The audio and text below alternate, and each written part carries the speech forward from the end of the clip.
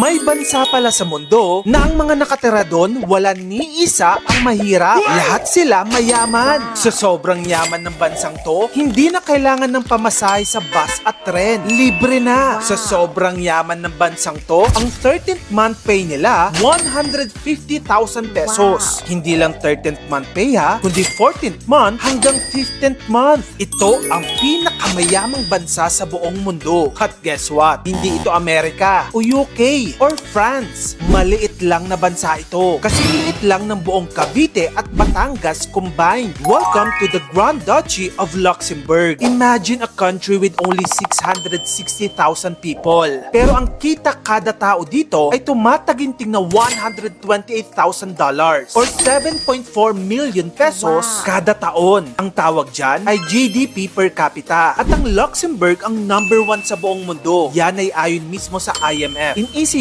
terms, mas marami ang pera ng kada tao dito kumpara sa kahit na anong parte ng mundo. In short, lahat sila mayaman. Para lang ma-imagine mo, no? Kung dito ka tumira, ganito ang buhay mo. Sa Luxembourg, libre lahat ng public transport. Bus, tren, at tram. Kahit taga-ibang bansa ka. Kaya pag magbabakasyon ka dito, tanggalin mo na sa budget mo ang pamasahe. Kasi sagot na yan ng gobyerno nila since 2020. Libre din ang edukasyon doon. Mula kindergarten hanggang university. Walang tuition. Libre din ang kanilang healthcare. Pati eyeglasses mo worth 200 euros o 14,000 pesos kada taon ay sagot na ng gobyerno nila. At ang 13th month pay nila ay nasa 2,300 euros per month or 150,000 pesos kada buwan. Wala silang stress sa traffic. Tahimik at super linis ng paligid. Ang mga park nila, hindi lang park. Parang gubat na Instagrammable. Kilala din ng Luxembourg sa kanilang work-life balance. Halos lahat ng empleyado may 30 days paid leave every year. Pero wait.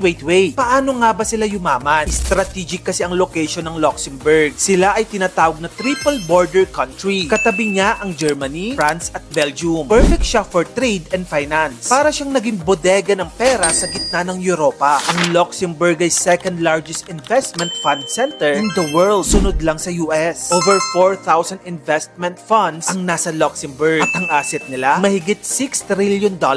Meron ding 150 international banks ang may branch dito sa bansang to. Low taxes din sila at may transparency. Imbis na magtaas ng buwis, competitive corporate tax rates ang inoffer nila. Kaya maraming tech at finance companies ang lumipat sa bansang to. Pero hindi sila tax haven in a bad way ha. Regulated and legit ang sistema. Maliban dyan, stable ang government nila. Kaya naging investor magnet sila. Hindi sila palit ng policies. Dahil dito, investor trust them. Walang corrupt, walang